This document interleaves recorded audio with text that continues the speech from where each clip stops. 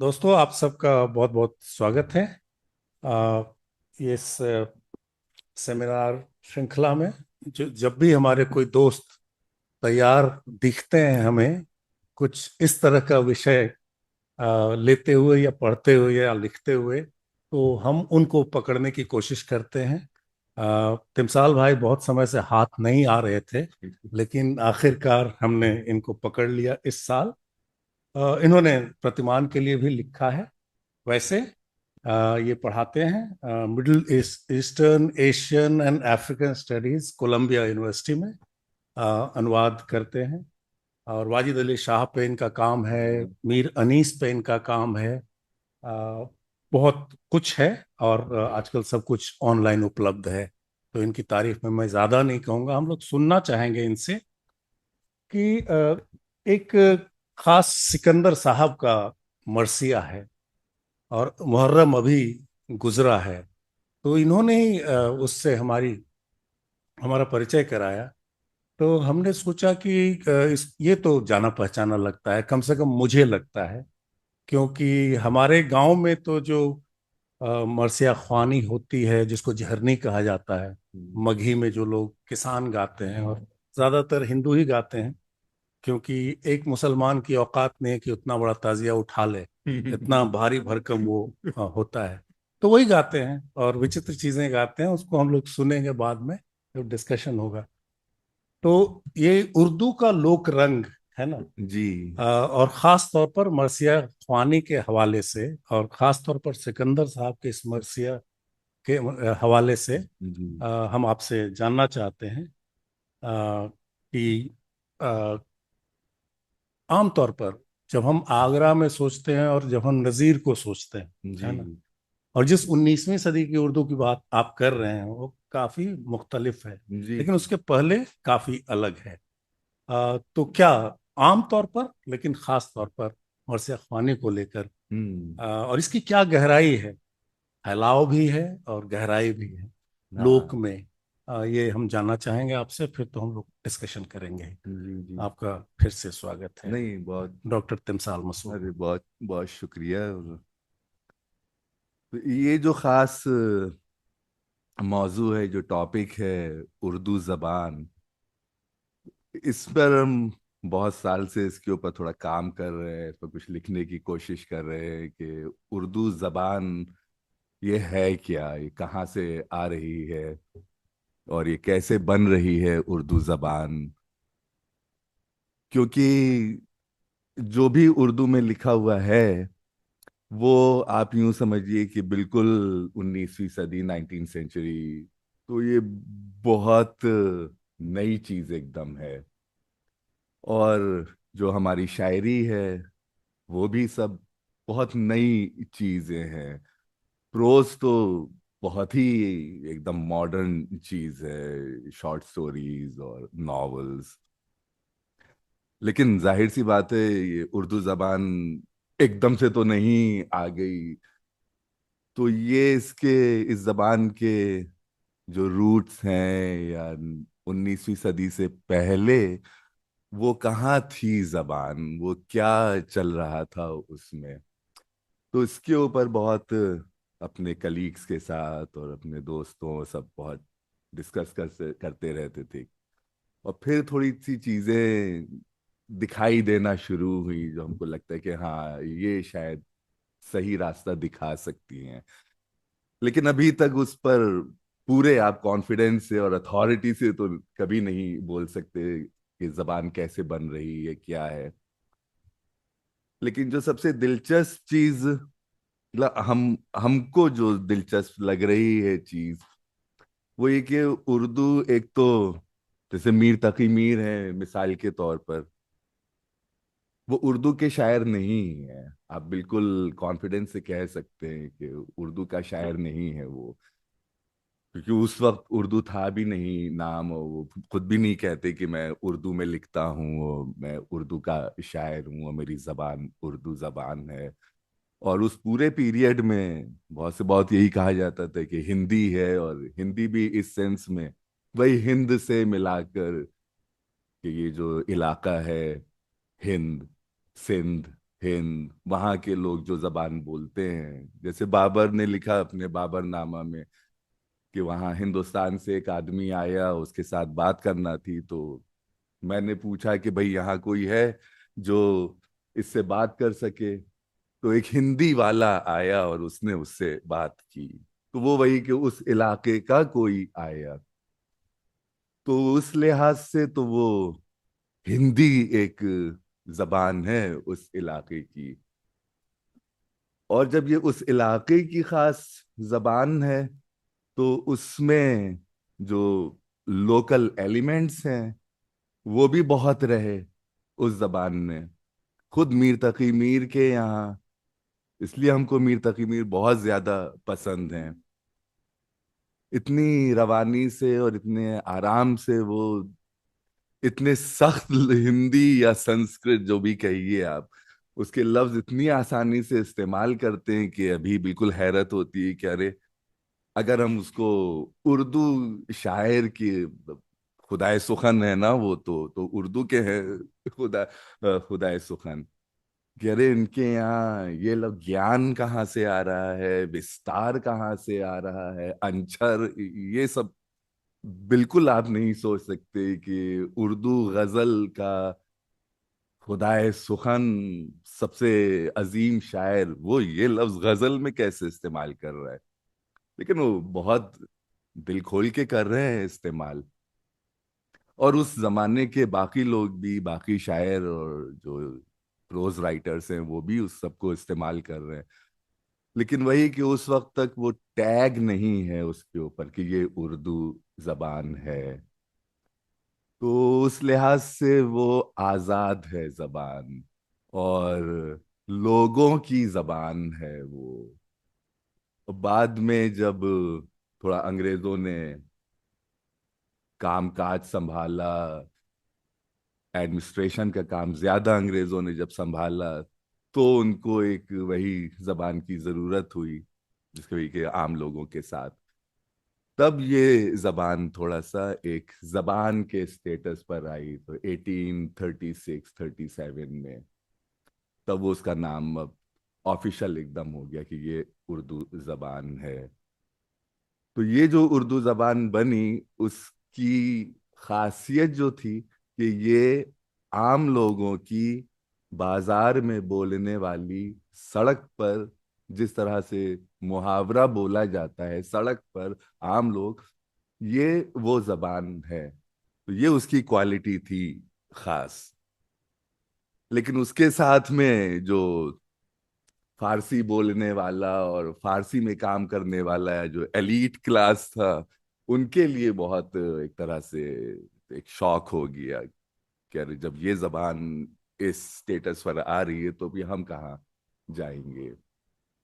तो शायद वो जब ये सब हमारा अभी तक का एक, आप कह सकते हैं कि ख्याली ख्याल है, कि उसको फिर स्टेटस देने के लिए इन लोगों ने, जो फारसी का बैकग्राउंड लिए हुए थे, बड़े लोग जिनकी बात में बहुत से है, दम है, इन लोगों ने वो जिम्मा उठाया कि अब ये जो सड़क पर बोलने वाली आम सी जबान है, इसको हम एक स्टेटस वाली अहम जबान बनाएंगे। तो वहां पर बहुत इस पर काम शुरू हुआ, और हमको तो लगता है कि वो अच्छा काम नहीं हुआ, क्योंकि फिर वही सब ज्ञान, अंचर, विस्तार, ये सब काट काट के उसमें से निकाले जाने लगे। और ये एक बहुत साफ सुथरी, मंझी हुई, शहरी और टकसाली जबान ये बन गई। तो इसका फायदा ये हुआ कि एक खूबसूरत मंझी हुई जबान है, लेकिन शायद उसका नुकसान ज्यादा हुआ, क्योंकि जब वो सी वोकैबलरी हमारे हाथ से निकल गई, तो वो टॉपिक्स भी हमारे हाथ से निकल गए। हमारे पास जब वो वोकैबलरी नहीं है, तो उन मौजुआत पर लिखने के लिए हमारे लिए बहुत मुश्किल है। जैसे गांव की कहानी और आम लोगों की जिंदगी को रिप्रेजेंट करने वाले डायलॉग्स, वो गायब होने लगे और नहीं लिखे जा सके। प्रोज में जैसे आप देखिए, जो अफसाना है, नॉवल है, उसकी सबकी जबान अच्छी खासी एक सी है। तो हमारे वालिद साहब ने एक इंटरव्यू में कहा भी इस बात को, नैयर मसूद, हम, कि अब हैदराबाद का आदमी है या मिसाल के तौर पर बिहार का आदमी है, उसके पास है वो लोकल एलिमेंट्स, उसके अपनी जबान जो लोक वाली चीजें हैं, लेकिन जब वो उर्दू में कहानी लिखता है तब वो फौरन लखनऊ, दिल्ली, वहां की जो एक स्टैंडर्ड जबान है उसमें वो कहानी लिखता है। तो जबान की वजह से वो बहुत महदूद हो जाता है। अब उसके पास वो सी बातें कहने के लिए वोकेबलरी नहीं है। तो उसका कहानी का जो कैनवस है उसकी रिचनेस चली जाती है। तो उस नज़र से देखें तो आप थोड़ा नुकसान भी, अच्छा खासा बल्कि नुकसान भी हुआ। लेकिन इन चीज़ों को हम कहाँ देख सकते हैं, उन लोकल एलिमेंट्स को और ठीक से कहाँ देख सकते हैं? एक तो गज़ल में आपको मिलेगा, और उसके साथ जैसे रविकांत साहब ने कहा ये मरसिया, तो मरसिए के साथ भी वही हुआ।